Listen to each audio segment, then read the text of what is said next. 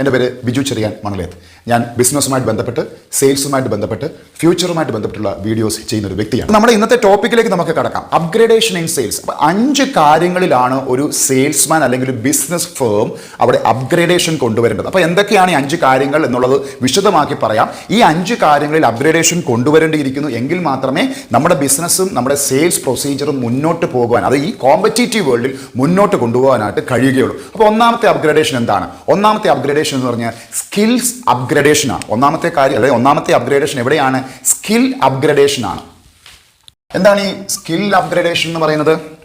നമ്മൾ ഈ സ്കിൽ സെറ്റ്സിനെ കുറിച്ച് നമ്മൾ അധികം നാളുകൾക്ക് മുമ്പ് കേട്ട് തുടങ്ങിയതല്ല. ഇത് വളരെയധികം ആധുനികമായിട്ട് കേട്ട് തുടങ്ങിയ ഒരു കാര്യമാണ് സ്കിൽ സെറ്റ്സ് എന്ന് പറയുന്നത്. നമുക്ക് പലപ്പോഴും നമ്മൾ ടാലൻസ് എന്ന് കേട്ടിട്ടുണ്ട് അല്ലേ? അത് ജന്മനാ കിട്ടുന്ന കഴിവ്. എന്താണ് ഈ സ്കിൽസ് അല്ലെ നൈപുണ്യം എന്ന് പറയുന്നത്? നമുക്ക് വളരെ റീസെൻ്റ്ലി ആയിട്ട്, മലയാളികളെ സംബന്ധിച്ച് വളരെ റീസെൻ്റ് ആയിട്ട് നമുക്ക് മനസ്സിലാക്കാൻ പറ്റുന്നതാണ് സ്കിൽസ് അല്ലെങ്കിൽ നൈപുണ്യം. എന്താണ് ഈ നൈപുണ്യം എന്ന് പറയുന്നത്? നൈപുണ്യങ്ങൾ എന്ന് പറയുന്നത് നമുക്ക് ഓരോ വ്യക്തികൾക്കും വളർത്തിയെടുക്കാൻ കഴിയുന്നവയാണ്. സ്കിൽസ് എന്ന് പറയുന്നത് നമുക്ക് പഠിച്ച് വളർത്തിയെടുക്കാൻ കഴിയുന്നവയാണ്. അപ്പോൾ എന്താണ്, അപ്പോൾ നമ്മൾ ഈ പറയുന്ന സെയിൽസ് പ്രക്രിയയിൽ എന്തൊക്കെ സ്കിൽ സെറ്റ്സ് ആണ് നമുക്ക് വേണ്ടത്?